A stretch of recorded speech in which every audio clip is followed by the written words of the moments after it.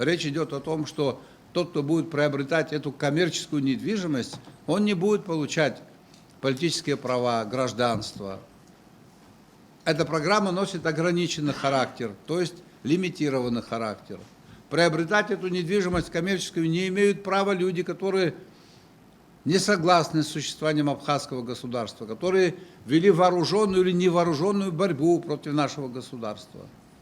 Люди, которые приобретут эту коммерческую недвижимость, не имеют политических, гражданских прав, они не могут считаться населением Республики Абхазия. Соответственно, никакой демографической угрозы они не несут.